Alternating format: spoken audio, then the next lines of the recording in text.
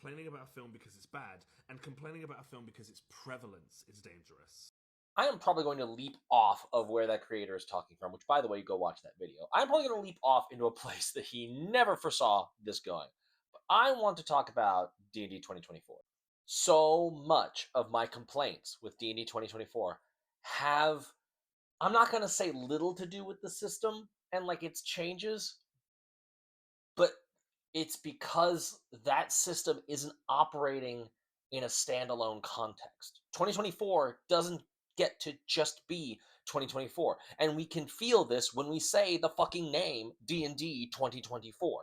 There is no reason to call it that except to say we are distinguishing it by when it came out, not what it is. At least D&D 5th edition has a very clear idea of what it's selling you. The 5th version of the Dungeons and Dragons experience. D&D 2024 is not saying that. It's saying the experience of D&D as we see it should be in the year of our fucking internet 2024. And when you look at the changes that they made, none of them are like sparking a ooh, new, different. It's at most regurgitated ideas from older editions put into the framing and terminology of 5th edition. It's still fucking 5th edition. You could have released all of what 2024 was as a Tasha's Cauldron of Everything. Like all of those like optional class features, that is how 2024 should have been.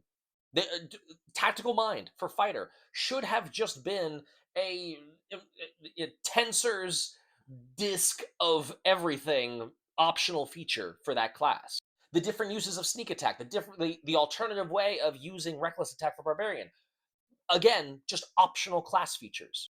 Nothing they did with that system is new or evocative or strange or interesting. It's not changing the format of the game. It is just making you pay for an updated version of the exact same experience. This is DLC, but they tricked you into putting it into your bookshelf.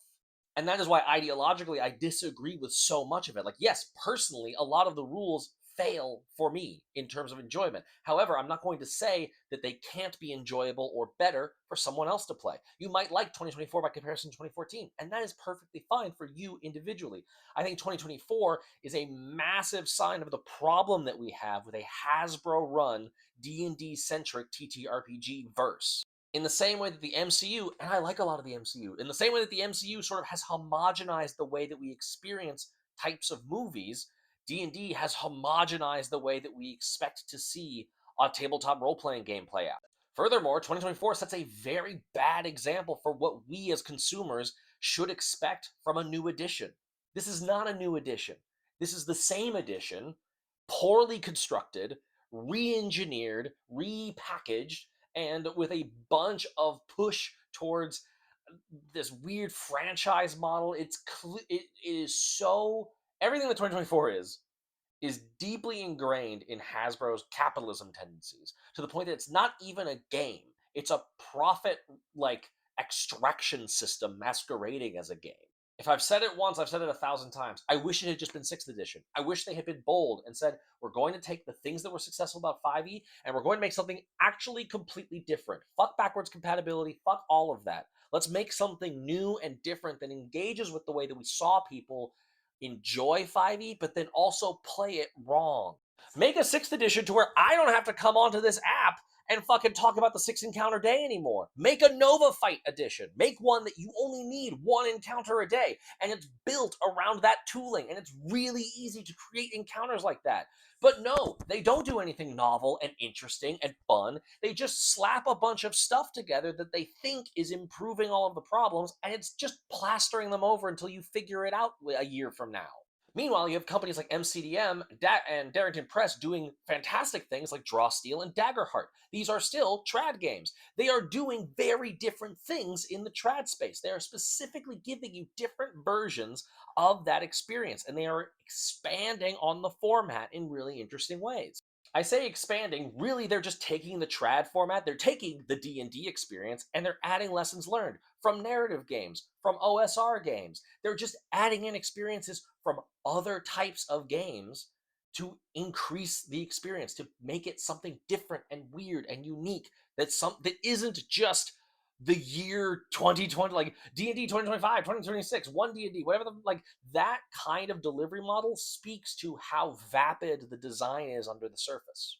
So yeah, circling back to the point of the original video, as I understand it, that I'm stitching, I think we should be able to say, we should be media literate enough and nuanced enough to be able to say 2024 is a bad TTRPG that you are still allowed to enjoy if you want to.